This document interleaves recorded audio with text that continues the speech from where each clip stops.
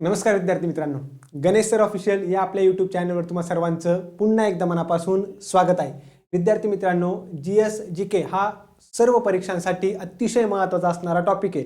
जसं की आगामी आपली बॉम्बे हायकोर्टची परीक्षा असेल, त्यानंतर नगर परिषदचे पेपर असतील, तलाठी भरती असेल आणि महत्त्वाचं अंगणवाडी पर्यवेक्षक असेल, या सर्व परीक्षांसाठी जीके जीएसचे प्रश्न आपल्याला प्रामुख्याने विचारले जातात। आणि महत्त्वाचं हे सर्व प्रश्न कशा पद्धतीने विचारले जाऊ शकतात आणि काय पॅटर्न असू शकतो हे आजच्या लेक्चरमध्ये आपण बघणार आहोत। मागच्या काही दिवसांपासून बॉम्बे हायकोर्टसाठी कम्प्युटरचे भरपूर सारे लेक्चर्स आपण घेतलेले आहेत। जीएसटी सुद्धा एक दोन लेक्चर आपले झालेले आहेत।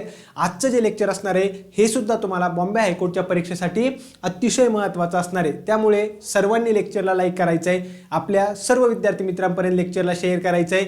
जर तुम्ही नवीन असाल तर गणेश सर ऑफिशियल या आपल्या यूट्यूब चॅनलला सर्वांनी नक्की सबस्क्राईब करा। आपलं हे यूट्यूब चॅनल नवीन आहे, तुमच्या सर्वांच्या सहकार्याची अपेक्षा आहे। आपण अतिशय क्वालिटी कंटेंट देण्याचा या ठिकाणी प्रयत्न केलेला आहे, जो कंटेंट तुम्हाला परीक्षेसाठी महत्त्वपूर्ण ठरणार आहे। यातले प्रश्न डायरेक्ट परीक्षेला विचारले जातील। करायचं सुरुवात, एकदा सर्वांनी परत लेक्चरला लाईक करा, आपल्या सर्व विद्यार्थी मित्रांपर्यंत शेअर करा आणि जर तुम्ही नवीन असाल तर सर्वांनी चॅनलला देखील सबस्क्राईब करायचं आहे। क्लिअर आहे? तर आगामी जो आपलं बॉम्बे हायकोर्टची परीक्षा आहे त्यासाठी कम्प्युटरचं आपली एक बॅच आहे बरं का। ज्यांनाही कम्प्युटरची बॅच जॉईन करायची असेल त्यांनी आपल्या दिलेल्या नंबरवर 9172988063 या नंबरवर कॉन्टॅक्ट करा। यामध्ये तुमचे कम्प्युटरचे सर्व डिटेलमध्ये लेक्चर घेतलेले आहेत, त्याचप्रमाणे PYQ ॲनालिसिसचे लेक्चर आहेत आणि जास्तीत जास्त प्रश्न उत्तरांचा सराव असणारे काही लेक्चर आहेत। महत्त्वाचं तुम्हाला यामध्ये PDF नोट्ससुद्धा उपलब्ध आहेत। ज्यांनी अजूनही बॅच जॉईन केली नाही लवकरात लवकर जॉईन करा आणि बॅच जॉईन करण्याच्या पूर्वी आपल्या यूट्यूब चॅनलवर भरपूर सारे कम्प्युटरचे लेक्चर आहेत, कशा पद्धतीने शिकवलं जातं ते तुम्ही नक्कीच बघू शकता। करायचं सुरुवात, चलो आजच्या लेक्चरला आपण सुरुवात करूया। पहिला प्रश्न आहे आपल्यासाठी, स्वतंत्र भारताचे पहिले सरन्यायाधीश कोण होते? प्रश्न समजला सर्वांना? स्वतंत्र भारताचे पहिले सरन्यायाधीश कोण होते? आपल्या देशामध्ये जर आपण बघितलं सर्वात वरती आपली जी न्याय व्यवस्था आहे त्यामध्ये सर्वोच्च स्थानावर कोण आहे? आपलं सर्वोच्च न्यायालय आहे। एकच मिनिट बरं का सर्वांनी, एक मिनिट फक्त।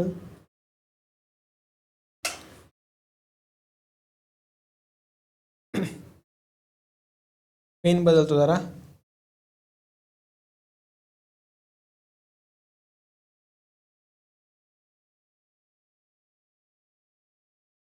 चलो तोपर्यंत सर्वांनी उत्तर देण्याचा प्रयत्न करा या प्रश्नाचं। तर पहिला प्रश्न आहे आपला, स्वतंत्र भारताचे पहिले सरन्यायाधीश कोण होते? आपली जी न्याय व्यवस्था आहे सर्वोच्च, आपण बघितलं सर्वोच्च न्यायालय बरं का, सर्वात वरती वरच्या स्थानावर कोण आहे?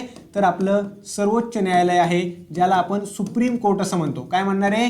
SC supreme court. त्यानंतर आहे आपले हायकोर्ट, ज्याला आपण उच्च न्यायालय असं म्हणतो, बरोबर आहे की नाही? उच्च न्यायालय। परीक्षेच्या दृष्टीने लक्षात ठेवा, आपल्याला सुप्रीम कोर्ट बद्दल सुद्धा प्रश्न विचारले जाऊ शकतात, हायकोर्ट बद्दल सुद्धा प्रश्न विचारले जाऊ शकतात आणि त्यामध्ये तुम्हाला महत्त्वाचे जे न्यायाधीश आहेत त्यांच्यावर प्रश्न विचारले जाण्याची शक्यता आहे। सर्वात वरती सर्वोच्च न्यायालय, त्यानंतर उच्च न्यायालय आणि त्यानंतर आपण म्हणतो कनिष्ठ न्यायालय। अशा प्रकारे ही आपली काय आहे? एक न्याय व्यवस्था, कनिष्ठ न्यायालय अशी आपली न्याय व्यवस्था आहे। आपल्याला त्यातला कोणता प्रश्न विचारलेला आहे?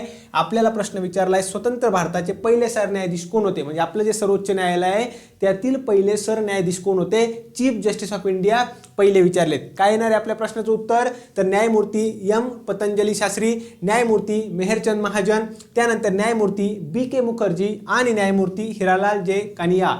आपल्या प्रश्नाचं उत्तर आहे पर्याय क्रमांक 4। आपल्या प्रश्नाचं उत्तर काय आहे? पर्याय क्रमांक 4 जो प्रश्न तुम्हाला विचारला जाण्याची शक्यता आहे। बॉम्बे हायकोर्टचा आपण तयारी करतोय, सर्वोच्च न्यायालय, हायकोर्ट, उच्च न्यायालय याबद्दल तुम्हाला थोडक्यात माहिती असणं गरजेचं आहे। चला आपण काय करूया, अजून एक्स्ट्राची माहिती या लेक्चरमध्ये घेण्याचा प्रयत्न करूया, या प्रश्नामध्ये घेण्याचा प्रयत्न करूया।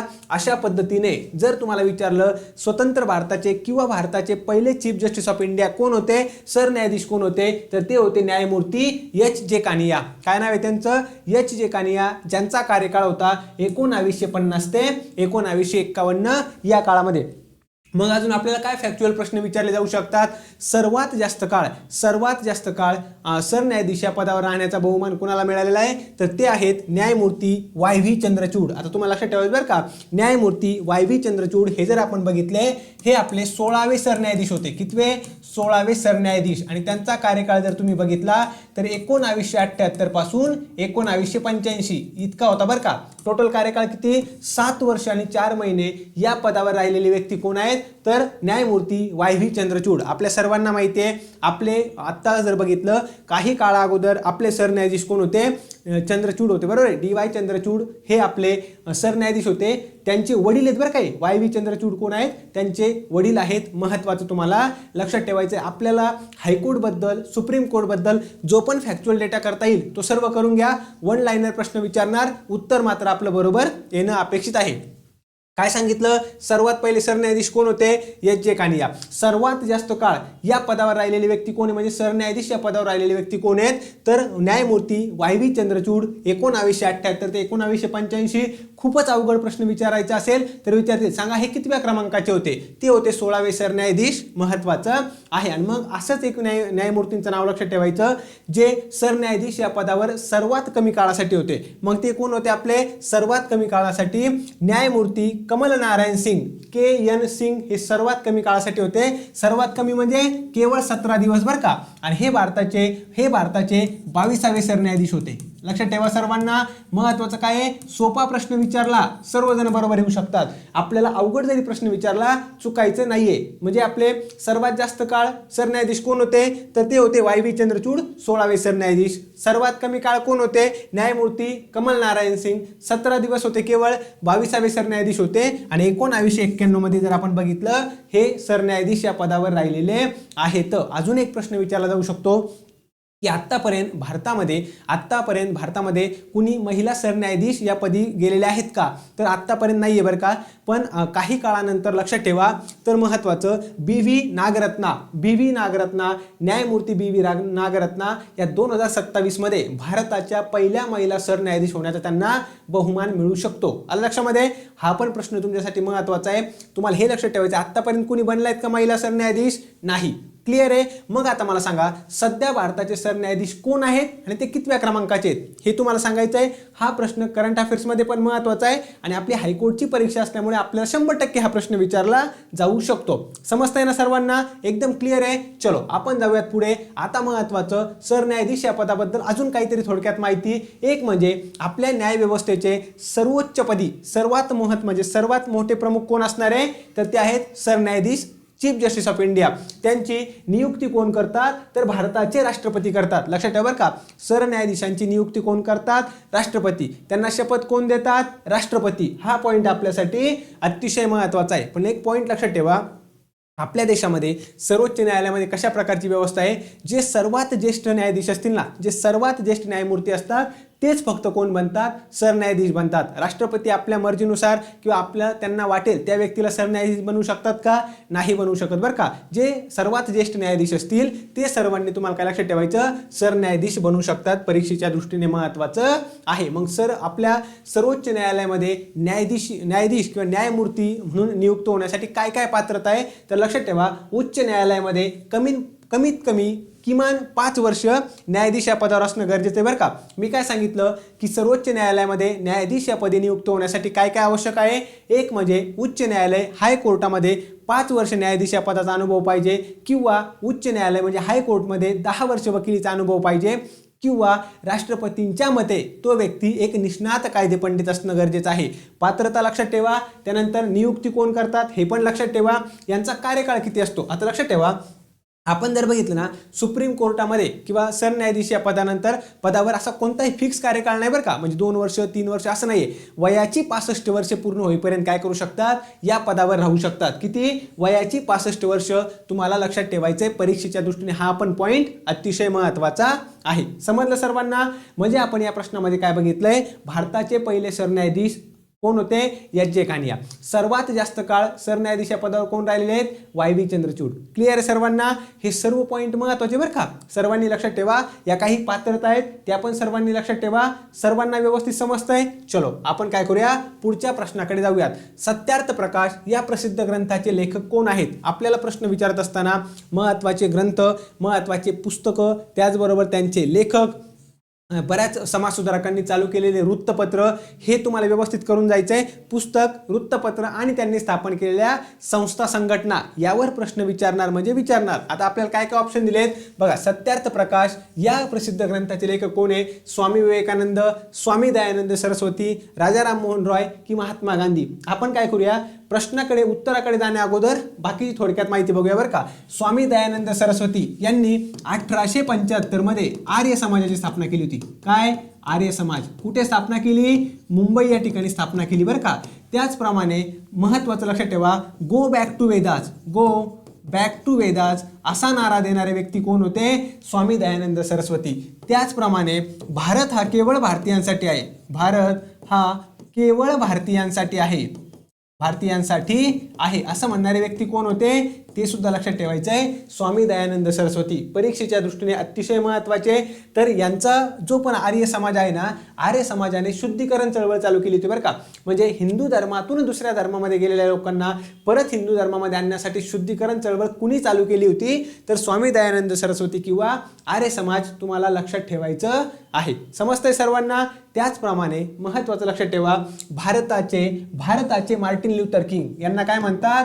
भारताचे मार्टिन ल्युथर किंग. परीक्षेच्या दृष्टीने अतिशय महत्त्वाचं आहे. जे जे पॉईंट महत्त्वाचे ते मी सर्व सांगण्याचा प्रयत्न करणार आहे. क्लिअर? आता राजाराम मोहन रॉय यांनी आपण जर बघितलं 1828 मध्ये ब्राह्मो समाजाची स्थापना केली होती. कोणती? ब्राह्मो समाज. आणि महत्त्वाचं 1829 मध्ये सती प्रथा बंद झाली होती बरं का. सती प्रथा.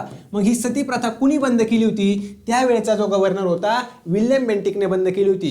परंतु ही सती प्रथा बंद करण्यासाठी कुणी प्रयत्न केले असा प्रश्न विचारला जाऊ शकतो. तर राजाराम मोहन रॉय यांनी केला होता. यांना पहिले आधुनिक भारतीय असं म्हणतात. कुणाला? राजाराम मोहन रॉय यांना परीक्षेच्या दृष्टीने लक्षात ठेवायचं आहे. क्लिअर सर्वांना? स्वामी विवेकानंद यांचं मूळ नाव काय होतं? काय होतं यांचं मूळ नाव? सर्वांनी सांगण्याचा प्रयत्न करा बरं. बघा, यांचे जे गुरु होते यांच्या गुरूंचं नाव होतं महत्त्वाचं काय? रामकृष्ण परमहंस. रामकृष्ण परमहंस. बरोबर आहे की नाही? आणि स्वामी विवेकानंद यांचं मूळ नाव काय होतं? नरेंद्रनाथ दत्त. नरेंद्रनाथ दत्त हे पण लक्षात ठेवा. यांनी महत्त्वाचं जर आपण बघितलं, स्वामी विवेकानंद यांनी रामकृष्ण मठाची स्थापना केलेली आहे. महत्त्वाचं आहे. क्लिअर आहे? महात्मा गांधीजी यांच्याबद्दल लक्षात ठेवायचं आहे. काही महत्त्वाचे पॉईंट, मग खेडा सत्याग्रह असेल, त्याचबरोबर चंपारण्य असेल, महत्त्वाचं अहमदाबाद गिरणी कामगारांचा लढा असेल, हे सर्व परीक्षेच्या दृष्टीने महत्त्वाचं आहे. समजलं सर्वांना? आपण जास्त आता हा प्रश्न आपला कशाबद्दल आहे? ग्रंथाबद्दल आहे. म्हणून आपण डीपमध्ये वेगळ्या पॉईंटमध्ये जात नाहीये. मी जसं जसं त्या पद्धतीचे प्रश्न येतील मी सर्व डिटेलमध्ये तुम्हाला शिकवणार आहे. बऱ्याच विद्यार्थी मित्रांनी मला कॉल मेसेज केलेत की सर GSची बॅच आहे का? GSची बॅच नाही असं आपली, पण लक्षात ठेवा तुमचा सर्व सिलेबस मी इथं कव्हर करण्याचा प्रयत्न करणार आहे, प्रश्न उत्तराच्या फॉर्मॅटमध्ये, त्याचप्रमाणे मॅरेथॉन लेक्चरच्या फॉर्मॅटमध्ये. त्यामुळे तुम्हाला फक्त काय करायचं आहे? लेक्चरला लाईक करायचं आहे, आपल्या विद्यार्थी मित्रांपर्यंत शेअर करायचं आहे, आणि तुम्ही नवीन असाल तर गणेश सर ऑफिशियल या आपल्या यूट्यूब चॅनलला सबस्क्राईब मात्र सर्वांनी नक्की करायचं आहे. समजलं सर्वांना? आता आपण जर बघितलं सत्यार्थ प्रकाश या ग्रंथाचे लेखक कोण आहे? स्वामी दयानंद सरस्वती बरं का. पर्याय क्रमांक 2 ज्यांनी उत्तर दिलंय या सर्वांचं उत्तर कसं असणार आहे? अगदी बरोबर असणार आहे. समजलं सर्वांना? आता आपण बघूया बाकीचे जे महत्त्वाचे व्यक्ती या ऑप्शनमध्ये दिलेत त्यांनी कोणकोणची पुस्तकं लिहिलेले आहेत. चला, तर महत्त्वाचे स्वामी विवेकानंद यांचे काही ग्रंथ, काही पुस्तके लक्षात ठेवा. एक आहे राजयोग, कर्मयोग, भक्तियोग, ज्ञानयोग, कोलंबो ते अल्मेडा. राहील लक्षामध्ये सर्वांना? मी जितके महत्त्वाचे त्याला टिक करतो बरं का. बघा, राजयोग, कर्मयोग, भक्तियोग, त्याचप्रमाणे ज्ञानयोग आणि कोलंबो ते अल्मेडा हे पुस्तकं कुणाचे आहेत? हे ग्रंथ कुणाचे आहे? स्वामी विवेकानंद. स्वामी विवेकानंद यांची जयंती असते 12 जानेवारीला, जो आपल्या देशामध्ये राष्ट्रीय युवक दिन म्हणून आपण साजरा करतो. राष्ट्रीय युवक दिन म्हणून साजरा करतो हे आपल्या सर्वांना माहिती आहे. बरोबर आहे की नाही? त्यानंतर महात्मा गांधी यांचं आत्मचरित्र आहे सत्याचे माझे प्रयोग, हे त्यांचं आत्मचरित्र आहे बरं का. त्याचप्रमाणे त्यांचं महत्त्वाचं पुस्तक आहे हिंद स्वराज्य, आरोग्याची गुरुकिल्ली, गोखले माझे राजकीय गुरु. जे जे पॉईंट महत्त्वाचे ते मी सांगण्याचा प्रयत्न करतोय, समजून घेण्याचा प्रयत्न करा. तर महत्त्वाचं, महात्मा गांधीजी यांची जयंती असते 2 ऑक्टोबरला, जो दिवस आपण अहिंसा दिन म्हणून साजरा केला जातो. बरोबर आहे की नाही? समजतंय सर्वांना? त्यानंतर राजाराम मोहन रॉय ज्यांना आपण काय म्हटलं होतं? पहिले आधुनिक भारतीय व्यक्ती असं म्हणतो. त्यांचे काही पुस्तकं आहेत जे तुम्हाला लक्षात ठेवायचं आहे. त्यातलं पहिलं आहे तुहफत उल मुवाहिदीन. तुहफत उल मुवाहिदीन, ज्यालाच आपण काय म्हणतो? एकेश्वरवाद्यांना भेट किंवा एकेश्वरवाद्यांसाठी देणगी. हे पण तुम्हाला परीक्षेला विचारलं जाऊ शकतं बरं का. थोडक्यात लक्षात ठेवा. अजून एक आहे प्रिसेप्ट्स ऑफ जीसस. काय? प्रिसेप्ट्स ऑफ जीसस हे सुद्धा त्यांचा महत्त्वाचा ग्रंथ लक्षात ठेवायचा आहे. पुढे डिफेन्स ऑफ हिंदुइझम हे पण महत्त्वाचं आहे. वेदांत सार हे सुद्धा महत्त्वाचं आहे आणि यांचं महत्त्वाचं कार्य राजाराम मोहन रॉय यांचं काय आहे तर तुम्ही लक्षात ठेवा, त्यांनी सतीप्रथा बंद करण्यासाठी प्रयत्न केले बरं का. त्यांना एक अवघड प्रश्न विचारत असतात, काय विचारतील, राजा ही उपाधी कुणी दिली होती, तर राजाराम मोहन रॉय यांना राजा ही उपाधी दिली होती अकबर द्वितीयने. कुणी दिली होती, अकबर द्वितीय. परीक्षेच्या दृष्टीने हा पण पॉईंट महत्त्वाचा आहे. समजतंय सर्वांना, क्लिअर होतंय. पुढे स्वामी दयानंद सरस्वती यांचे 2 पुस्तकं तुम्हाला लक्षात ठेवायचे प्रामुख्याने. एक आहे सत्यार्थ प्रकाश, अतिशय महत्त्वाचं. दुसरं आहे वेद भाष्य भूमिका. इथं काय दिलंय, ऋग्वेदादी भाष्य भूमिका, वेद भाष्य भूमिका लक्षात ठेवू शकतात, अतिशय महत्त्वाचं आहे. आता राजाराम मोहन रॉय यांनी 2 वृत्तपत्र सुद्धा होते बरं का यांचे. एक होतं संवाद कौमुदी. कोणतं, संवाद कौमुदी. आणि दुसरं होतं मिरातुल अखबार, मिरात उल अखबार. हे पण तुम्ही काय करू शकता, लक्षात ठेवू शकता. डायरेक्ट प्रश्न तुम्हाला विचारला जाणार आहे. समजतंय सर्वांना. एका प्रश्नामध्ये मी जास्तीत जास्त कव्हर करण्याचा प्रयत्न करतोय जे तुम्हाला परीक्षेसाठी महत्त्वाचं ठरू शकतं. क्लिअर. चलो जायचं मग पुढे. आपल्या प्रश्नाचं उत्तर आपल्याला मिळालेलं आहे. पुढचा आहे थॉमस कप हा चषक खालीलपैकी कोणत्या खेळाशी संबंधित आहे.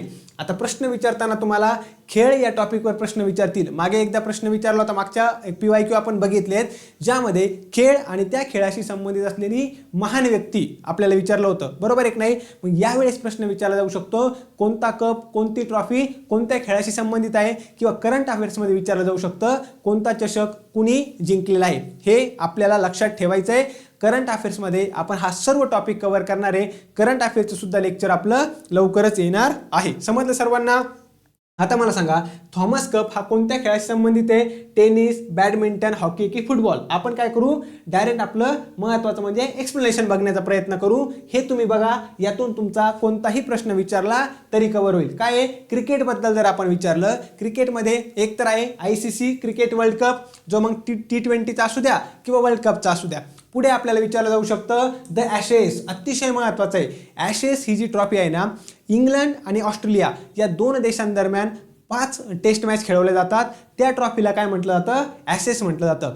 त्याचप्रमाणे भारतामधील सर्वात प्रसिद्ध जी देशांतर्गत क्रिकेट स्पर्धा आहे ना, त्याला आपण काय म्हणतो, रणजी ट्रॉफी असं म्हणतो. काय म्हणतो त्याला, रणजी ट्रॉफी असं म्हणतो. लक्षात ठेवा. त्याचबरोबर बॉर्डर गावस्कर ट्रॉफी ही भारत आणि ऑस्ट्रेलिया यांच्या दरम्यान खेळवली जाणारी एक टेस्ट सिरीज आहे.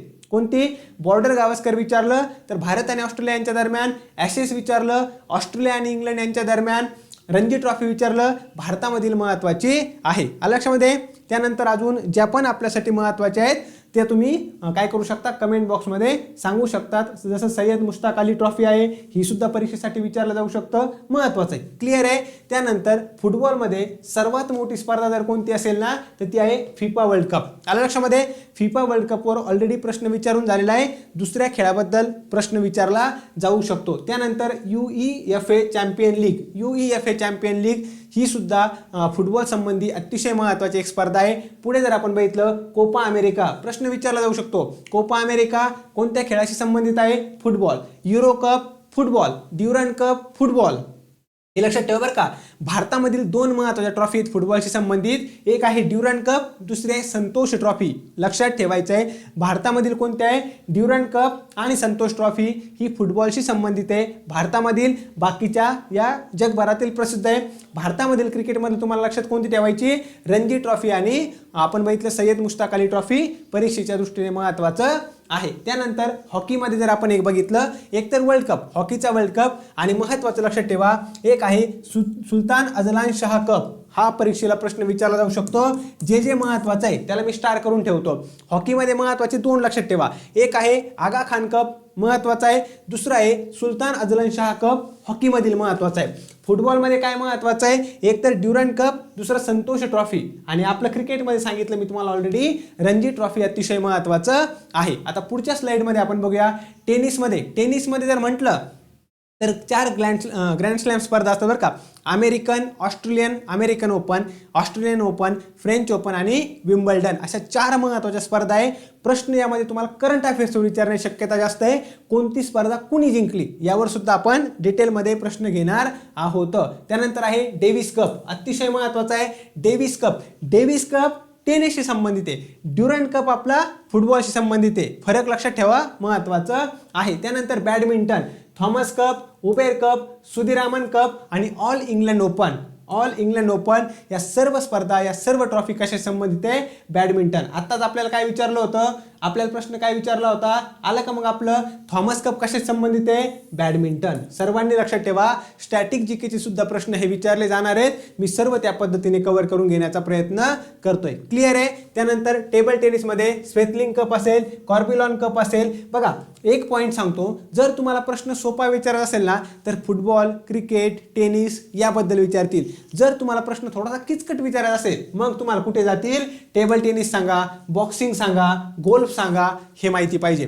गोल्फमध्ये 2 लक्षात ठेवा, रायडर कप आणि the Masters. Ryder cup, the Masters. बॉक्सिंगमध्ये बार्कर ट्रॉफी महत्त्वाची आहे. टेबल टेनिसमध्ये कॉर्बिलॉन कप आणि स्वेतलिंग कप अतिशय महत्त्वाचा. त्याचप्रमाणे बुद्धिबळमध्ये बुद्धिबळ ऑलिम्पियाड आणि महत्त्वाचं जागतिक बुद्धिबळ चॅम्पियनशिप. एवढं तुम्हाला लक्षात ठेवायचं आहे. समजतंय सर्वांना? क्लिअर होतंय? जायचं पुढच्या प्रश्नाकडे. चलो आपण जाऊयात पुढच्या प्रश्नाकडे. रिझर्व्ह बँक ऑफ इंडियाचे RBI ज्याला आपण म्हणतो मुख्यालय कुठे आहे? रिझर्व्ह बँक ऑफ इंडिया ज्याला आपण बँकांची बँक असं देखील म्हणतो, आपल्या देशातील सर्वोच्च बँक हे सुद्धा आपण म्हणतो. कोणत्या ठिकाणी असणार आहे? या प्रश्नाचं उत्तर आहे मुंबई. लक्षात ठेवा बरं का, रिझर्व्ह बँक ऑफ इंडियाचं मुख्यालय कुठे आहे? मुंबई या ठिकाणी. एक्सप्लेनेशन व्यवस्थित बघायचं आहे, त्यामुळे सर्वांनी लक्ष द्या. बघा, सर्वात पहिल्यांदा तुम्हाला प्रश्न विचारतील, आपल्या RBIची स्थापना कोणत्या समितीच्या शिफारशीनुसार झालेली आहे? तर लक्षात ठेवा, हिल्टन यंग कमिशन. इतकाच पॉईंट माझ्यासाठी महत्त्वाचा आहे. हिल्टन यंग कमिशनच्या शिफारशीनुसार RBIची स्थापना झाली आहे. त्याचप्रमाणे तुम्हाला लक्षात ठेवायचं आहे कोणत्या कायद्याअंतर्गत झाली? कायदा लक्षात ठेवायचा आहे, भारतीय रिझर्व्ह बँक कायदा 1934. 2 पॉईंट आहे बरं का. रिझर्व्ह बँकेची स्थापना कोणत्या कमिटीच्या शिफारशीनंतर झाली आहे? हिल्टन यंग समिती. पुढचा आहे कायदा कोणता आहे? भारतीय रिझर्व्ह बँक कायदा 1934. कोणत्या दिवशी स्थापना झाली असं विचारलं तर 1 एप्रिल 1935. अतिशय महत्त्वाचं आहे. कायदा 1934चा आहे. समिती हिल्टन यंग कमिशन आहे. आणि ॲक्च्युअल स्थापना कोणत्या दिवशी झाली? 1 एप्रिल 1935. मुख्यालय कुठं आहे? मुख्यालय जर आपण बघितलं सुरुवातीला कोलकात्याला होतं, पण कायमस्वरूपीचं कोणतं आहे? मुंबई, जो आपल्याला प्रश्न विचारलेला आहे. जर तुम्हाला अवघड प्रश्न विचारायचा आहे सांगा. RBIचं राष्ट्रीयकरण आपण म्हणतो ना, राष्ट्रीयकरण कधी झालेलं आहे? ते झालं होतं 1 जानेवारी 1949. राष्ट्रीयकरण म्हणजे काय? पूर्णपणे भारत सरकारच्या मालकीची बनलेली बँक आहे RBI. कधी? 1 जानेवारी 1949. ज्याला सध्या आपण म्हणतो भारताची मध्यवर्ती बँक, बँकांची बँक, हे सुद्धा तुम्हाला लक्षात ठेवायचं आहे. 4 ते 5 पॉईंट आहेत, तेवढे लक्षात ठेवा. प्रश्न त्यावरच आहे. आपल्याला खूप जास्त डीपमध्ये किचकट प्रश्न विचारणार नाही आहेत. फॅक्च्युअल डेटा जितका जास्तीत जास्त तुमच्या लक्षात असेल, फायदा तुम्हाला 100% होणारच आहे. क्लिअर आहे? आता अजून एक प्रश्न महत्त्वाचा ठरतो, RBIचे गव्हर्नर. सर्वात पहिल्यांदा RBIचे पहिले गव्हर्नर कोण? असा प्रश्न विचारला सर ऑसबॉर्न स्मिथ. RBIचे पहिले गव्हर्नर कोण? Sir Osborne Smith. त्यानंतर RBIचे पहिले भारतीय गव्हर्नर कोण असं विचारलं तर CD देशमुख. लक्षात ठेवा. RBIचे सध्याचे गव्हर्नर कोण? तर ते आहेत संजय मल्होत्रा. फोटो थोडा मागे पुढे होऊ शकतो बरं का, नावाकडे लक्ष द्या. संजय मल्होत्रा हे 26वे आहेत. मग तुम्हाला लक्षात काय ठेवायचं? फक्त संजय मल्होत्रा लक्षात ठेवायचे का? नाही. आता हे तुम्ही मला सांगणार आहे RBIचे 25वे गव्हर्नर कोण होते, हे मला तुम्ही कमेंट बॉक्समध्ये सांगणार, सर्वजण सांगणार. बरोबर आहे? बघा, पहिले RBIचे गव्हर्नर सर ऑसबॉर्न स्मिथ. RBIचे पहिले भारतीय गव्हर्नर CD देशमुख, जे तुम्हाला लक्षात ठेवायचे आहेत, परीक्षेच्या दृष्टीने महत्त्वाचं आहे. सध्याचे गव्हर्नर कोण? संजय मल्होत्रा. कितव्या क्रमांकाचे आहेत? 26वा क्रमांक सुद्धा आपल्यासाठी महत्त्वाचा आहे. क्लिअर आहे? चलो पुढच्या प्रश्नाकडे जाऊया. भूकंपाची तीव्रता मोजण्यासाठी खालीलपैकी कोणत्या उपकरणाचा वापर केला जातो? कोणत्या डिव्हाइसचा वापर केला जातो? बॅरोमीटर, हायग्रोमीटर, सिस्मोग्राफ की ॲनिमोमीटर? उत्तर देण्याचा प्रयत्न करा बरं का.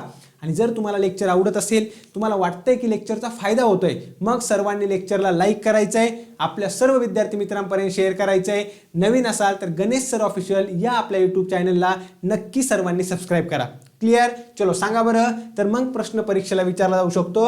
वेगवेगळ्या प्रकारचे डिव्हाइस उपकरणं तुम्हाला काय करतील? जोड्या जुळवा या फॉर्मॅटमध्ये देतील किंवा 1 लाइनर असा प्रश्न देतील बरं का. कोणतं उपकरण कोणत्या कामासाठी वापरलं जातं? या प्रश्नाचं उत्तर काय येणार आपल्या? सोपा प्रश्न आहे. पर्याय क्रमांक 3. पण आपल्याला काय करायचं आहे, जास्तीत जास्त या ठिकाणी डिटेलमध्ये घेण्याचा प्रयत्न करायचा आहे. शक्य नाही ना की हाच प्रश्न विचारतील म्हणून गॅरंटी का नाही, पण या प्रश्नाच्या अनुषंगाने सर्व डिटेलमध्ये माहिती बघितली तो प्रश्न मात्र तुम्हाला 100% विचारला जाऊ शकतो. क्लिअर. बघा आता सर्वात पहिल्यांदा बॅरोमीटर काय करतं, हवेचा दाब किंवा वातावरणाचा दाब मोजण्याचा प्रयत्न करतं, ते मोजण्यासाठी वापरलं जातं. बॅरोमीटर वातावरणाचा हवेचा दाब मोजण्यासाठी वापरलं जातं. ॲनिमोमीटर लक्षात ठेवा वाऱ्याचा वेग, ॲनिमोमीटर म्हटलं वाऱ्याचा वेग, बॅरोमीटर म्हणलं वातावरणाचा किंवा हवेचा दाब. जर आपल्याला हायग्रोमीटर म्हटलं तर आर्द्रता, ज्याला आपण ह्युमिडिटी म्हणतो ना, दमटपणा, तर हवेतील आर्द्रता मोजण्यासाठी, ह्युमिडिटी मोजण्यासाठी हायग्रोमीटर आहे. वाऱ्याचा वेग मोजण्यासाठी ॲनिमोमीटर आहे. बॅरोमीटर काय करतं, हवेचा दाब मोजतं. लक्षात ठेवा थर्मामीटर आपल्या सर्वांना माहिती आहे, टेम्परेचर मेजर करण्यासाठी, तापमान मोजण्यासाठी काय आहे, थर्मामीटर आहे. पुढे सिस्मोग्राफ, भूकंपाची तीव्रता आणि भूकंप लहरींची नोंद कशाद्वारे घेतली जाते, या सिस्मोग्राफने घेतली जाते बरं का. भूकंपाची तीव्रता कशाने मोजली जाते, सिस्मोग्राफने. क्लिअर आहे. त्यानंतर लॅक्टोमीटर लक्षात ठेवा, ही दुधाची शुद्धता म्हणजे दूध किती प्युअर आहे ना, किती शुद्ध आहे हे मोजण्यासाठी काय वापरलं जातं, लॅक्टोमीटर. महत्त्वाचं लक्षात ठेवा स्पिग्मोमॅनोमीटर, हे महत्त्वाचं आहे बरं का. सिस्मोग्राफ भूकंपाची तीव्रता मोजतं आणि आपल्याकडे स्पिग्मोमॅनोमीटर आहे, हे काय मोजतं, मानवी शरीराचा रक्तदाब, ब्लड प्रेशर मोजण्यासाठी युजफुल आहे, महत्त्वाचं आहे, लक्षात घ्यायचं आहे. क्लिअर आहे सर्वांना.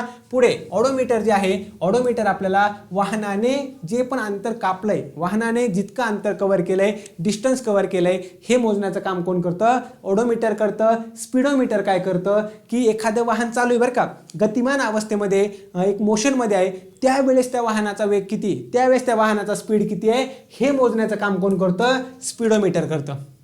राहिलं लक्षात सर्वांना. अल्टिमीटर काय करतं, समुद्र सपाटीपासून किती उंची आहे, किती हाईट आहे, हे मोजण्यासाठी अल्टिमीटर वापरलं जातं. लक्षात घ्या मी एकाच प्रश्नामध्ये सगळे घेतले, त्याच्या बाहेर जाणार नाही प्रश्न. आपल्याला अवघड विचारून काय काय विचारतील सर्व कव्हर केले. आणि याची PDF तुम्हाला गणेश सर ऑफिशियल या आपल्या टेलिग्राम चॅनलवर सुद्धा मिळेल, किंवा टेलिग्राम चॅनल आणि व्हॉट्सअप ग्रुपची लिंक मी दिलेली आहे आपल्या लेक्चरच्या डिस्क्रिप्शन बॉक्समध्ये, तिथून तुम्ही जॉईन करू शकता. तिथे तुम्हाला PDF याची मिळून जाईल. फॅथोमीटर हे महत्त्वाचं आहे बरं का. फॅथोमीटर परीक्षेच्या दृष्टीने महत्त्वाचं आहे. समुद्राची खोली मोजण्यासाठी फॅथोमीटर, समुद्र सपाटीपासून हाईट मोजण्यासाठी अल्टिमीटर. स्पीडोमीटर काय करतं, करंट लाईव्हमध्ये त्या वाहनाचा किती, त्या गाडीचा किती स्पीड आहे हे आपल्याला स्पीडोमीटर सांगतं. आणि ओडोमीटर काय सांगतंय, त्या वाहनाने कापलेलं अंतर किती आहे हे आपल्याला ओडोमीटर सांगतं. हायड्रोमीटर लक्षात ठेवा, द्रवाची विशिष्ट घनता, स्पेसिफिक आपण जर बघितलं तर घनता मोजण्यासाठी कशाचा वापर केला जातो, तर हायड्रोमीटर आहे. ॲमीटर, आता लक्षात ठेवा हे दोन महत्त्वाचे बरं का.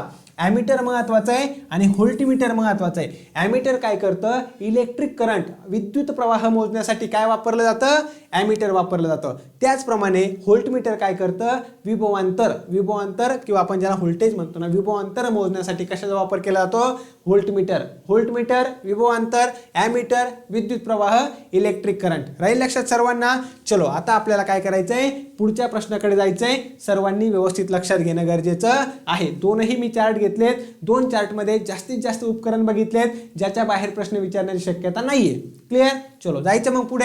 आता 1 मिनिट सर्वांचा वेळ घेतोय. ज्यांनी अजूनही आपली कम्प्युटरची बॅच जॉईन केलेली नाहीये, हायकोर्ट भरती, न्यायालय भरतीची, त्यांनी लवकरात लवकर जॉईन करून घ्या. त्यासाठी तुम्हाला काय करायचं आहे, 9172988063 या आपल्या नंबरवर कॉन्टॅक्ट करायचा आहे. बॅचची तुम्हाला माहिती मिळून जाईल. पुढचा प्रश्न आहे, शरीरामध्ये सूर्यप्रकाशाच्या मदतीने कोणतं जीवनसत्व तयार होतं. लक्षात घ्या, जीवनसत्व ही कन्सेप्ट फंक नावाच्या शास्त्रज्ञाने दिली होती बरं का. आपल्या शरीराला काही पोषक द्रव्यांची आवश्यकता असते, ज्यामध्ये काही पोषक द्रव्य हे भरपूर प्रमाणात लागतात, काही पोषक द्रव्य कमी प्रमाणात लागतात, पण ते अतिशय महत्त्वाचे असतात. मग असे कोणते पोषक द्रव्य जे आपल्या शरीराला खूप जास्त प्रमाणात मध्ये लागतात, त्यातलं पहिलं आहे कर्बोदके, ज्याला आपण कार्बोहायड्रेट्स असं म्हणतो, प्रथिनं ज्याला प्रोटीन्स असं म्हणतो, आणि आहे मेद. आलं लक्षामध्ये. तिसरं कोणतं आहे, मेद. आणि महत्त्वाचं लक्षात ठेवा, जास्त प्रमाणात लागणारे कोणते, कर्बोदके, प्रथिनं आणि मेद. कमी प्रमाणात लागणारे कोणते आहेत, जीवनसत्व आणि आपले मिनरल्स, ज्याला खनिज असं म्हणतो बरं का. लक्षात ठेवा, हा पण प्रश्न तुम्हाला विचारला जाऊ शकतो. क्लिअर. आता आपण जाऊयात आपल्या महत्त्वाच्या पॉईंटकडे. मग जीवनसत्व जे आहेत ना, तर जीवनसत्वामध्ये दोन प्रकार तुम्हाला लक्षात ठेवायचे. एक आहे पाण्यात विरघळणारे, दुसरे आहे मेदात विरघळणारे, वॉटर सोल्युबल आणि फॅट सोल्युबल. प्रश्न विचारतील, महत्त्वाचं लक्षात ठेवा. जीवनसत्व या टॉपिकवर कसा प्रश्न विचारला जाऊ शकतो? एक तर तुम्हाला विचारतील त्या जीवनसत्वाचं शास्त्रीय सायंटिफिक नेम काय आहे, ते कशामध्ये आढळतं आणि त्या जीवनसत्वाच्या अभावाने कोणता आजार होतो, हे 3 पॉईंट आपल्याला कव्हर करायचे. आजार कोणता होतो, कशामध्ये आढळतं आणि त्याचं शास्त्रीय नाव काय आहे. बरोबर. आता आपण काय करूया, आपल्या प्रश्नाकडे जाऊयात. सगळ्यात महत्त्वाचं आहे विटॅमिन्स जे 2 भागामध्ये आपण डिवाइड करतो ना, पाण्यात विरघळणारं आणि मेदात विरघळणारं. बघा आपण जर बघितलं, पाण्यात विरघळणारे कोणते आहेत, व्हिटॅमिन बी आणि व्हिटॅमिन सी, म्हणजे ब जीवनसत्व. त्याच्यामध्ये भरपूर सब टाईप आपण म्हणू शकतो बरं का. ब जीवनसत्व आणि क जीवनसत्व हे पाण्यात विरघळतं.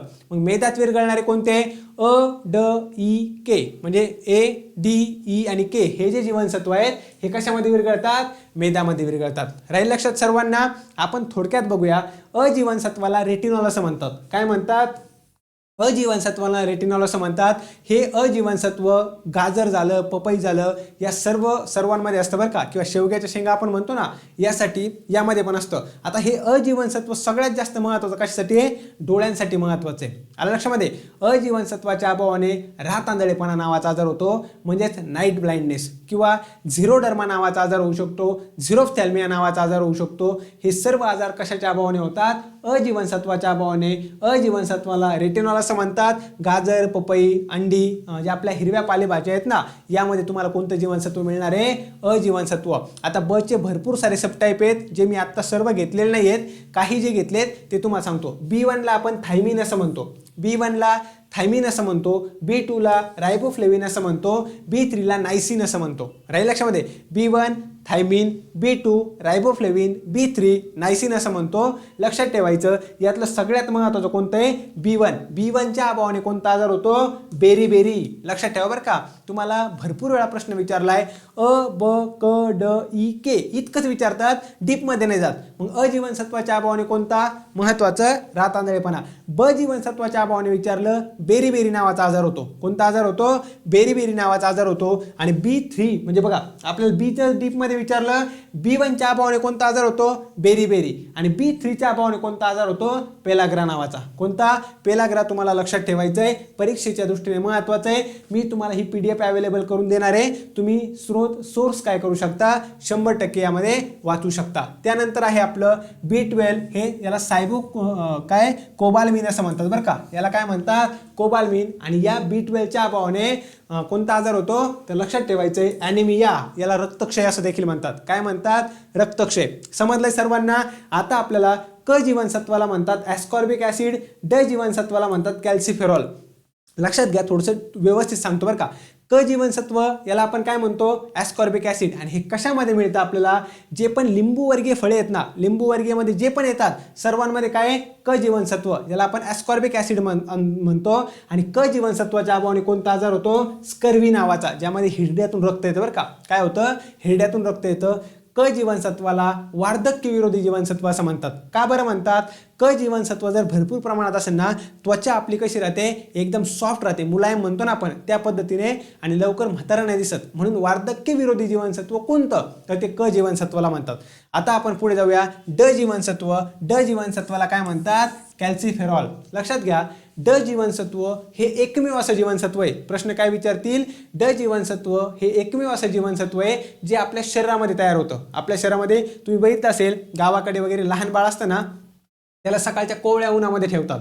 का बरं, कारण की त्या कोवळ्या उन्हामधून ड जीवनसत्व मिळतं बरं का. परीक्षेच्या दृष्टीने अतिशय महत्त्वाचं आहे.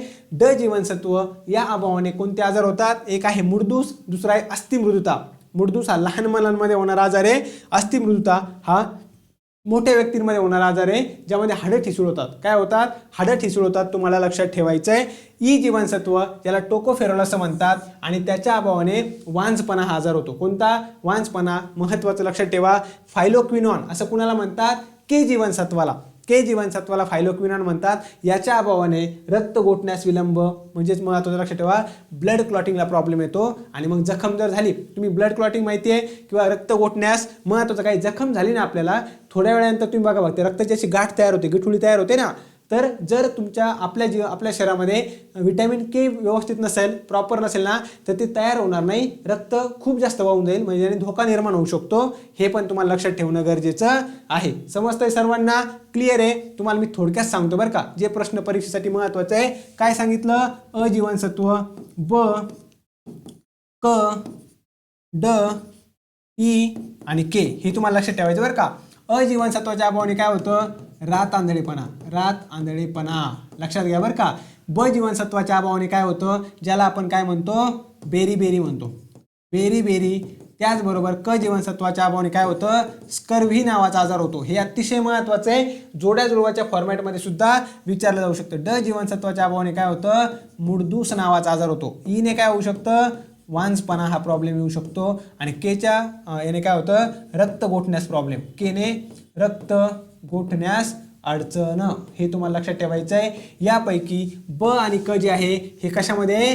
पाण्यात विरघळणार आहे, याला वॉटर सोल्युबल असं म्हणतो. बाकीचे सर्व जे या ठिकाणी दिसत आहेत म्हणजे अ आहे, ड आहे, ई आहे आणि आपलं हे सर्व काय आपले महत्त्वाचं लक्षात ठेवा, मेदात विरघळणारे. आणि जीवनसत्व ही कन्सेप्ट आपल्याला कोणी दिली होती?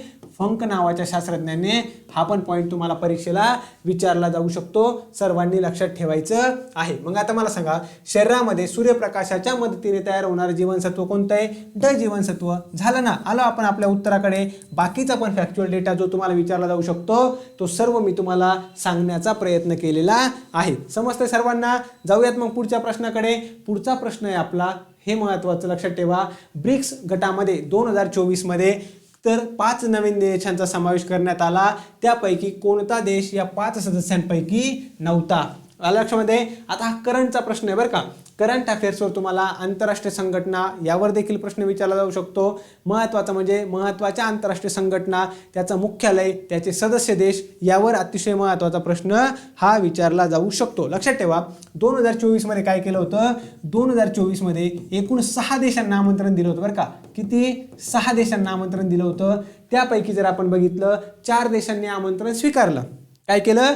4 देशांनी आमंत्रण स्वीकारलं. ज्यामध्ये कोण होतं? इजिप्त होतं, इथिओपिया होतं. इजिप्त होतं, इथिओपिया होतं, इराण होतं आणि UAE. बघा बरं का, ज्यांनी 4 जणांनी स्वीकारलं ते कोण कोण आहेत? महत्वाचं, इजिप्त, इथिओपिया, त्यानंतर UAE आणि इराण यांनी काय केलं? स्वीकारलं. कोणता देश असा होता ज्याने नकार दिलं? तो होता अर्जेंटिना बरं का, जो होता अर्जेंटिना. आणि सौदी अरेबियाने स्वीकारलं नाहीये, पण सौदी अरेबियाचा काय चालू आहे? विचार चालू आहे. आलं लक्षामध्ये? म्हणजे हे अजून हो किंवा नाही कोणत्याही गटामध्ये नाहीयेत. समजलं सर्वांना? महत्वाचं लक्षात ठेवणं गरजेचं आहे. समजतं इथपर्यंत? क्लिअर आहे सर्वांना? आता आपल्याला बघायचं आहे ब्रिक्स बद्दल थोडक्यात महत्त्वाची माहिती जी परीक्षेला विचारली जाऊ शकते. अजून एक पॉईंट सांगतो, 2025 मध्ये अजून एक नवीन देश ऍड झालाय. तो देश कोणता आहे? इंडोनेशिया. लक्षात घ्या बरं का, प्रश्न विचारला जाणार. 2025 मध्ये ब्रिक्समध्ये कोण ऍड झालं? इंडोनेशिया. 2024 मध्ये कोण झालंय? इजिप्त, इथिओपिया, UAE आणि इराण. कुणाचा विचार चालू आहे? Saudi Arabia. कुणी आपला निमंत्रण म्हणजे ब्रिक्सचं निमंत्रण स्वीकारलं नाहीये? तो देश आहे अर्जेंटिना. आता आपण काय करूया? ब्रिक्स बद्दल थोडक्यात माहिती बघूया जी आपल्याला परीक्षेला विचारली जाऊ शकते. ब्रिक्सचा फुल फॉर्म काय आहे? ब्राझील, रशिया, भारत, चीन आणि दक्षिण आफ्रिका या 5 देशांनी मिळून एक संघटना स्थापन केली होती ज्याचं नाव आहे ब्रिक्स. कधी स्थापन झाली होती असा प्रश्न विचारला तर 16 जून 2009ला. स्थापना सांगतो बरं का तुम्हाला. स्थापना कधीची आहे? ही आहे 16 जून 2009ची. कधीची आहे? 16 जून 2009. परीक्षेच्या दृष्टीने महत्त्वाचे प्रश्न विचारतील. आता सध्या एकूण किती? 10 देश. हे सुद्धा तुम्हाला कशा पद्धतीचे देश आहेत ते मी तुम्हाला सांगितलं. महत्त्वाचं लक्षात ठेवा, या ब्रिक्स या संघटनेला कोणतंही कायमस्वरूपीचं अध्यक्षपद नाही, कायमस्वरूपीचं हेडक्वार्टर नाहीये. जो देश आपले काय असतं? ब्रिक्सच्या समिट असतात बरं का, म्हणजे ब्रिक्सच्या असतात परिषदा. ज्या देशाकडे परिषद असेल तो त्या देशाचा काय असणार आहे? अध्यक्ष असणार आहे. सध्या ब्रिक्सचं यजमानपद कुणाकडे? भारताकडे. हे पण तुम्हाला लक्षात ठेवायचं आहे. आणि ब्रिक्स देशांनी मिळून एक बँक स्थापन केली होती बरं का, ज्या बँकेचं नाव आहे न्यू डेव्हलपमेंट बँक, ज्याचं मुख्यालय जर तुम्हाला विचारलं शांघाय, चीन या ठिकाणी आहे. लक्षात राहील सर्वांना? ब्रिक्सची स्थापना कधी? कोणकोणते देश आहेत? कशा पद्धतीने अध्यक्षपद ठरतं, अध्यक्षपद हे फिरत राहतं बरं का, म्हणजे आज ब्राझील असेल, पुढच्या वर्षी रशिया असेल, नंतर भारत असेल, अशा पद्धतीने ब्रिक्सचं जे महत्त्वाचं लक्षात ठेवायचं, अध्यक्षपद आहे ते फिरतं आणि मुख्यालय सुद्धा नाही फिक्स. परंतु यांनी कोणती बँक स्थापन केली? न्यू डेव्हलपमेंट बँक, ज्यावर प्रश्न 100% विचारला जाण्याची शक्यता आहे. सर्वांना समजतंय, क्लिअर होतंय? चलो आपल्याला काय करायचं, पुढे जायचंय. पुढचा प्रश्न आहे 1857च्या राष्ट्रीय उठावाच्या वेळी भारताचा गव्हर्नर जनरल कोण होता? इतिहासाच्या दृष्टीने तुम्हाला मी सांगितलं ना, ज्या पद्धतीने समाज सुधारकांवर प्रश्न विचारतात, महत्त्वाचे ब्रिटिश अधिकारी, गव्हर्नर जनरल या सर्वांवर प्रश्न विचारतात बरं का. तुम्हाला मी 4-5 नावं सांगतो, ती तुम्हाला तोंडपाठच ठेवायचे. एक म्हणजे बंगालचा पहिला गव्हर्नर, आता इथं सांगतो बंगालचा पहिला गव्हर्नर, असा प्रश्न जर विचारला तर लक्षात ठेवायचं त्याचं नाव काय होतं? बंगालचा पहिला गव्हर्नर. सर्वांनी पटपट सांगण्याचा प्रयत्न करा. कोण होता? तर महत्वाचं रॉबर्ट क्लाइव्ह होता. Robert Clive. हा एक पॉइंट क्लिअर झाला. पुढचा बंगालचा पहिला गव्हर्नर जनरल, बंगालचा पहिला गव्हर्नर जनरल, गव्हर्नर जनरल हा कोण होता? त्याचं नाव आहे, तर महत्वाचं लक्षात ठेवा, त्याचं नाव वॉरन हेस्टिंग. नाव काय? Warren Hasting. हा एक पॉइंट तुमच्यासाठी महत्वाचा आहे. त्याचप्रमाणे भारताचा पहिला गव्हर्नर जनरल, काय प्रश्न विचारतील? भारताचा पहिला गव्हर्नर जनरल तो कोण होता? त्याचं नाव आहे विल्यम बेंटिक. काय नाव आहे? William Bentinck. त्यानंतर भारताचा पहिला व्हाईसरॉय, भारताचा पहिला व्हाईसरॉय कोण आहे? तर त्याचं नाव आहे लॉर्ड कॅनिंग. कोण आहे? Lord Canning. हा पण पॉइंट लक्षात ठेवायचा. त्यानंतर भारताचा शेवटचा व्हाईसरॉय कोण आहे? त्याचं नाव आहे माउंटबेटन. माउंटबेटन. अजून आता 2च पॉइंट लक्षात ठेवा. स्वतंत्र भारताचा पहिला गव्हर्नर जनरल, स्वतंत्र भारताचा पहिला गव्हर्नर जनरल असा प्रश्न विचारला, माउंटबेटन. हे पण महत्वाचं आहे बरं का. आणि जर तुम्हाला विचारलं स्वतंत्र भारताचे पहिले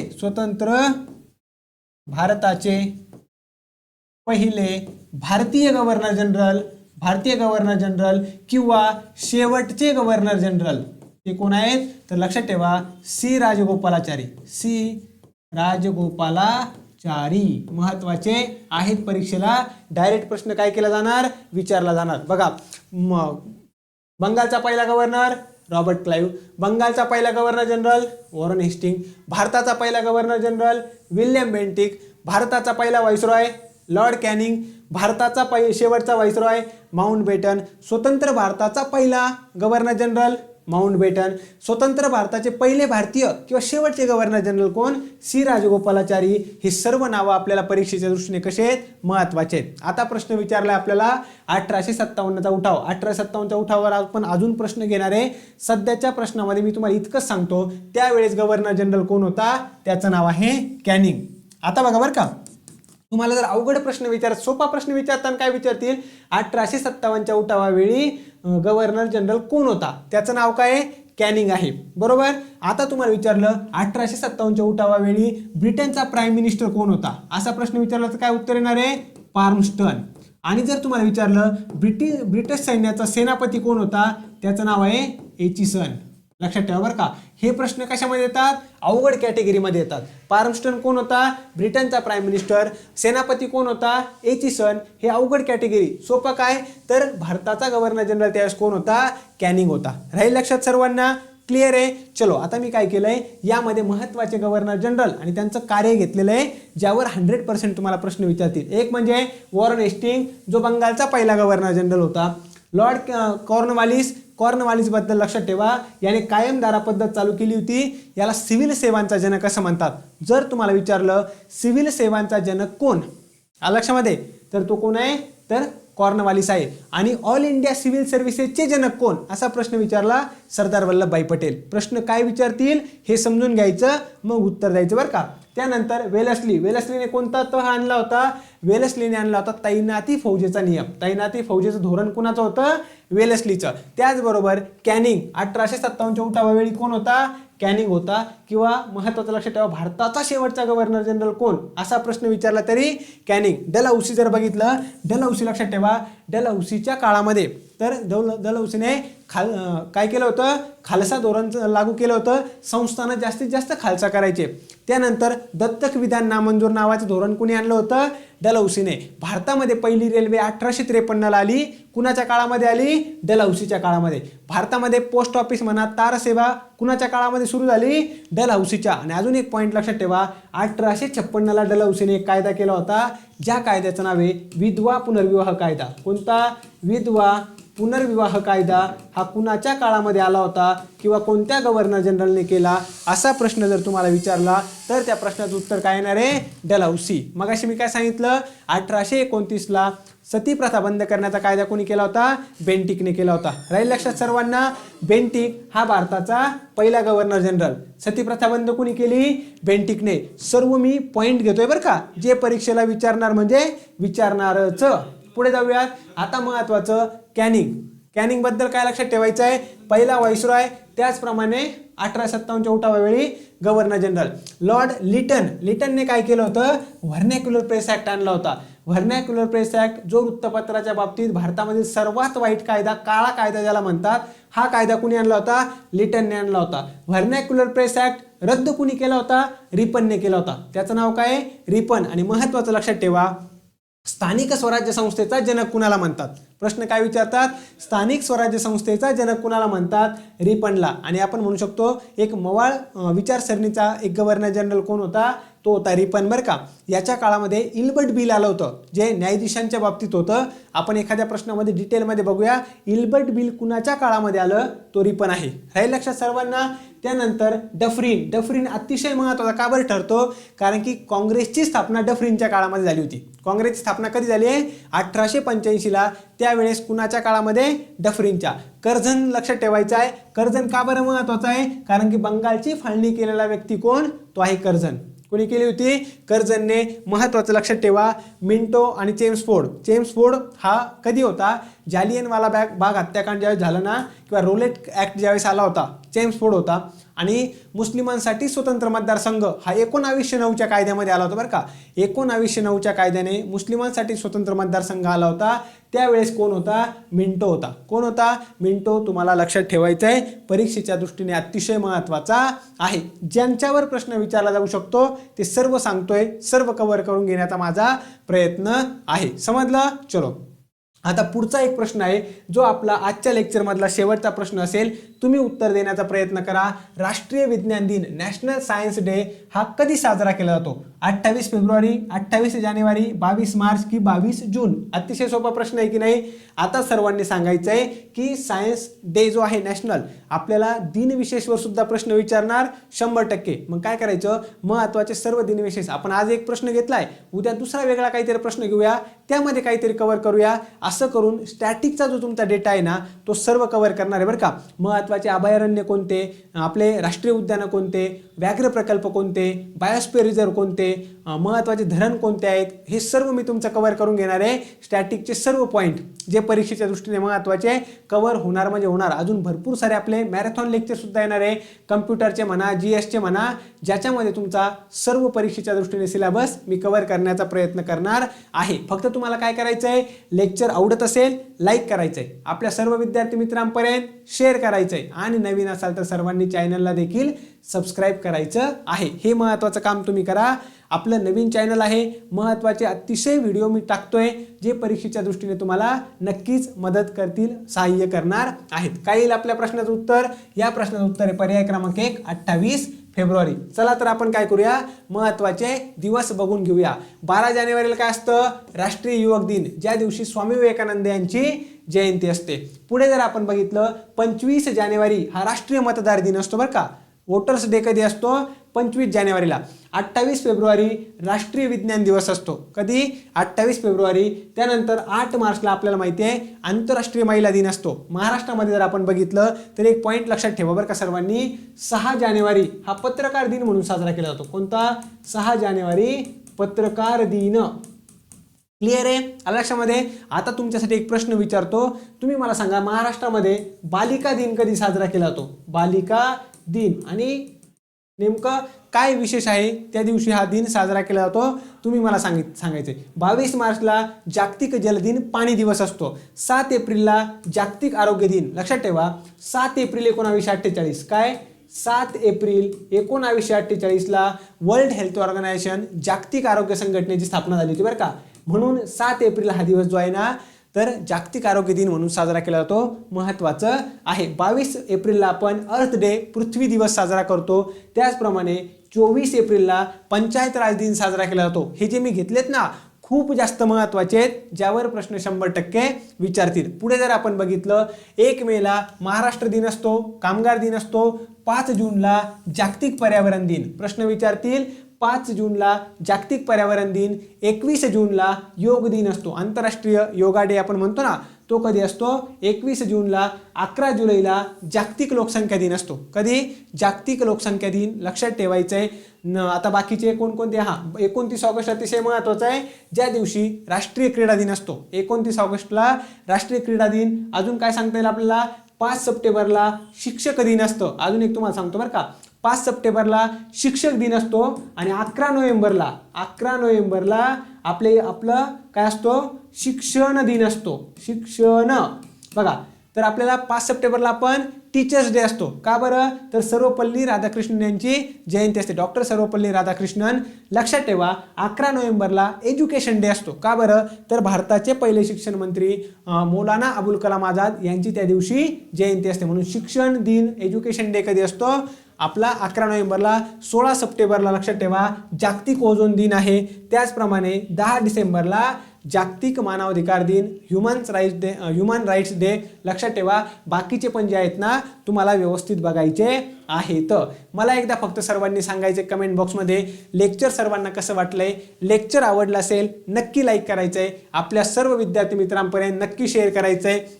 आणि आपलं नवीन यूट्यूब चॅनल आहे गणेश सर ऑफिशियल जे तुम्हाला परीक्षेच्या दृष्टीने अतिशय योग्य मार्गदर्शन या ठिकाणी केलं जाईल. मग GSचे लेक्चर असतील, कम्प्युटरचे असतील, टेक्निकलचे असतील लवकरात लवकर आपण घेऊन येण्याचा प्रयत्न करणार आहोत. अंगणवाडी पर्यवेक्षकाची तुम्ही तयारी करताय ICDS पोषण हे सर्व टॉपिक आपण कव्हर करणार आहे. तुम्ही आरोग्य सेवकची तयारी करताय त्यासाठी सुद्धा आपला टेक्निकलचे लवकरच लेक्चर सुरू होणार आहेत. तुम्ही स्वच्छता निरीक्षकची तयारी करत असाल ते सुद्धा तुमचे लेक्चर यामध्ये तुम्हाला लवकरात लवकर आपण देण्याचा प्रयत्न करणार आहोत. त्यामुळे तुम्ही सरळ सेवा असेल आणि महत्त्वाच्या टेक्निकलची जर अभ्यासाची तयारी करत असाल नक्की आपल्या लेक्चरला लाईक करत चला. आपलं चॅनलला सर्वांनी सबस्क्राईब करायचं आहे आणि महत्त्वाचं म्हणजे की आपलं लेक्चर सर्व आपल्या विद्यार्थी मित्रांपर्यंत शेअर देखील करायचं आहे. क्लिअर आहे सर्वांना. इथपर्यंत सर्व पॉईंट क्लिअर आहे. चलो मग आजच्या लेक्चरमध्ये आपण इथेच थांबूयात. भेटूयात आपल्या पुढच्या लेक्चरमध्ये. तोपर्यंत सर्वांना खूप खूप धन्यवाद. Thank you so much. पुन्हा एकदा गणेश सर ऑफिशियल या आपल्या यूट्यूब चॅनलला लाईक करा, शेअर करा आणि महत्त्वाचं सबस्क्राईब देखील करायचं आहे. Thank you so much. बाय सर्वांना. धन्यवाद.